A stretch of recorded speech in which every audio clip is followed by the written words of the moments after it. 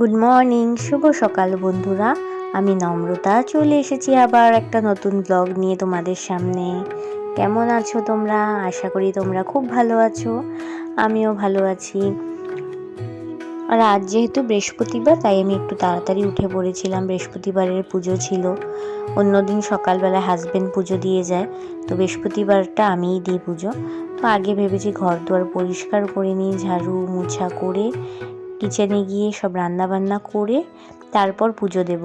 কারণ এদিকে husband office যাবে, আবার মেয়েও স্কুলে যাবে। মাম্মাম ওদিকে ঘুমাচ্ছিল, আমি আর ডাকিনি। উঠলে আরও তাড়াহুড়ো লেগে যায়, ওকে ব্রাশ করানো থাকে, ব্রেকফাস্ট করানো।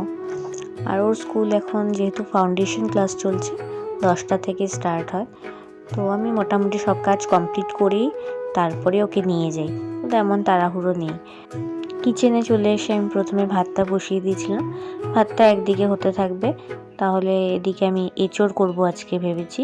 তো এঁচোড়টা ধুয়ে নিচ্ছিলাম। আমি আগের দিন কেটে রেখেছিলাম এঁচোড়টা কেটে আমি তারপর একটু কড়াইয়ে ভাপিয়ে নিলাম অনেকক্ষণ লবণ আর হলুদ দিয়ে। আমার কিন্তু এঁচোড় খেতে খুবই ভালো লাগে।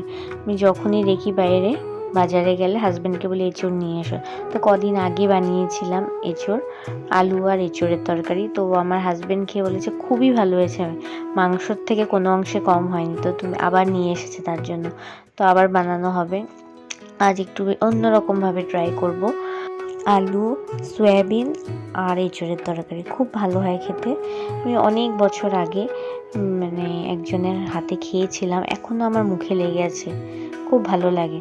তো ভাবলাম আমরাও বানাই। সবসময় তো আলু এঁচোড় তরকারি এক টাইপের বানানোই হয়, তো এই রেসিপিটা আজকে ট্রাই করব। এদিকে ভাত আমার হয়েই গেছিলো মোটামুটি। তারপর আমি আলু কেটে নিচ্ছিলাম। আলুটা যেহেতু কেটে ভেজে নেব আগের থেকে, আর পেঁয়াজ টমেটোগুলো কেটে নিচ্ছিলাম। একটা কথা তোমাদের সাথে শেয়ার করি, আমি যে ইউটিউবটা করছি, ব্লগ করছি, আমি না সত্যি মন থেকে ভালোবেসে করছি। অনেকে অনেক কিছু বলছে, আমি জানি, আমাকে আমার পেছনে বলছে, আমার সামনেও বলছে, কিন্তু জানো তো আমি কারোর কথা শুনছি না। একমাত্র আমি বলেছি, ভগবান তুমি দেখছো, আমি মন দিয়ে কাজ করতে চাই। মানুষের মুখ তো আমরা আটকাতে পারবো না, তাই যে যা বলার বলুক, আমি আমার কাজ চালিয়ে যাই। তো এদিকে আজকে বললাম যেহেতু একটু অন্যরকম করে বানাবো, তো পোস্ত কাজু বাদাম একটু ভিজিয়ে রাখলাম আগের থেকে। আমার এঁচোড়টা ভাপানো হয়ে গেছিলো, আমি নামিয়ে রেখে দিয়েছিলাম জল ঝরিয়ে। এদিকে আলুটা ভেজে নিচ্ছিলাম লাল লাল করে। তারপর আলুটা উঠিয়ে নিলাম।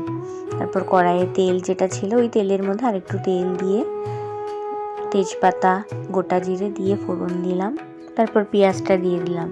তারপর আমি আগে থেকে পেস্ট করে রেখেছিলাম রসুন, আদা, কাঁচা লঙ্কা, এটা একটা পেস্ট মিক্সিতে করে নিয়েছিলাম। তো ওই পেস্টটা দিয়ে দিয়ে আমরা গুঁড়ো মশলা, লবণ, হলুদ, কাঁচা টমেটো, ধনের গুঁড়ো, জিরের গুঁড়ো, কাশ্মীরি লাল মির্চ গুলো দিয়ে কষিয়ে নিয়েছিলাম। আর আগে থেকে ভেজানো কাজু বাদাম আর পোস্ত, সেটা আমি মিক্সিতে টক দই দিয়ে একসাথে পেস্ট করে নিলাম ঘন ঘন। তারপর সেই পেস্টটা দিয়ে অনেকক্ষণ, যতক্ষণ কাঁচা গন্ধটা না যায়, আমি নাড়াচাড়া করে কষাচ্ছিলাম। তারপর সয়াবিন দিয়ে দিলাম, আলু দিয়ে দিলাম, সবগুলো দিয়ে আরও একক্ষণ কষালাম। কষিয়ে দিয়ে গরম জল বসিয়ে দিয়েছিলাম, গরম জল দিয়ে উতলাতে দিলাম, এঁচোড়টা হতে থাকুক। এদিকে হয়ে গেছিলো আমার ভাত। আজকে সময় মতন ভাত নামিয়েছিলাম।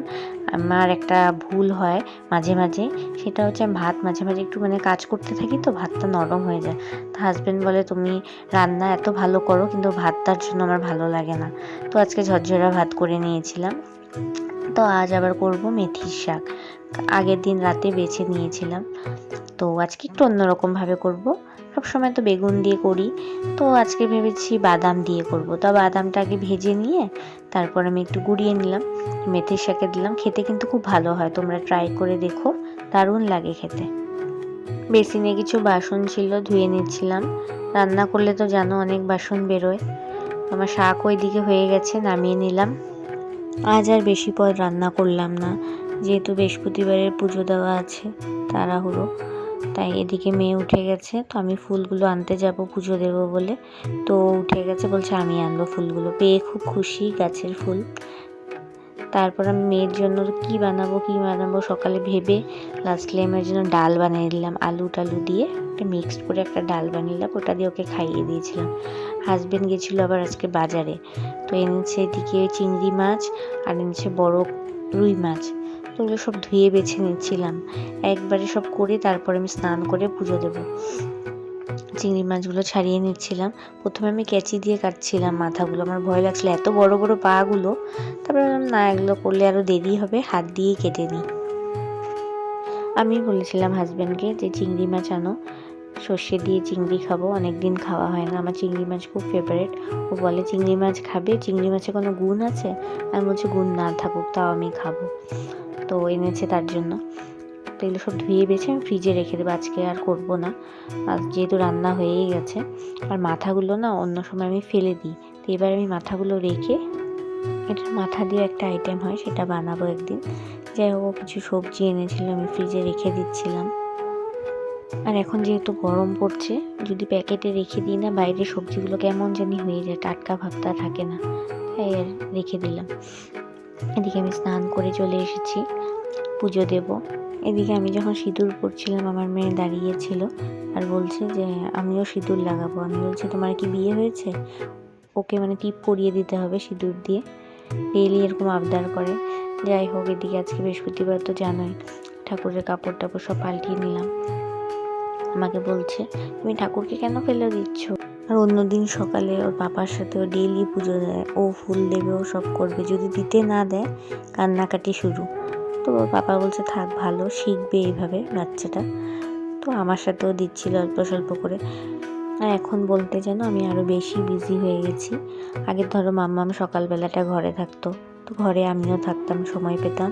তো এখন ওকে স্কুলে আনা নেওয়ার একটা বড় ডিউটি হয়েছে, টাইম মতন যাওয়া আনা, তো সেটাই। আর এখন বিকেলবেলা পড়াতে বসতে হয়, একটু একটু করে শেখাই আমি। যা পড়ুক পড়ে, জোর করি না, যা করবে পড়ুক।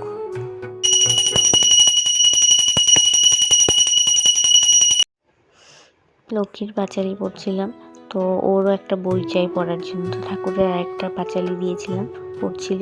আর এদিকে পেয়েছে খিদে ওর, আর বারবার ওর লাড্ডুর দিকে নজর, হাসিও পাচ্ছিল আমার। যেই আমার পাঁচালিটা পড়া হলো, ফট করে একটা লাড্ডু নিয়ে নিল, নিয়ে আমার মুখের দিকে তাকাচ্ছে, দেখছে আমি ওকে বকা দিই কিনা। তাই আমি বললাম যে খাও, ও লাড্ডু খেতে ভালোবাসে, আমি যে খাও। তার এদিকে অনেক দিন থেকে ফ্রিজটার বাইরেটা না অনেকটা নোংরা হয়েছিল, টাইম পাই না দেখে আর করা হয় না, তো পরিষ্কার করে নিচ্ছিলাম। আজকে হাজব্যান্ডকে বলেছি আসার সময় কিছু আনবে, ও বলে বাইরের খাবার খাওয়া ভালো না। আমি বলছি থাক, মাঝে সাঝে খেলে কিছু হয় না। তো এনেছিল ভেজিটেবল চপ, তো সেটা খেলাম, ভালোই লেগেছে খেয়ে। আগে অনেক কিছুই বানাতাম ঘরে, এখন আর সবসময় ইচ্ছে করে না, ক্লান্ত লেগে যায় তো কাজ করার পর। তো মাঝে সাঝে খাই আর বাইরের থেকে। মাম্মামকে খাইয়ে দিচ্ছিলাম ভাত, আর তারপর আমিও বসে গেছি খেতে। আর সকালে যে মাছ এনেছিল, ওই মাছটা ভেজে খেতে বসে গেছি। তো আজকের ব্লগটা কেমন লাগলো অবশ্যই বলবে।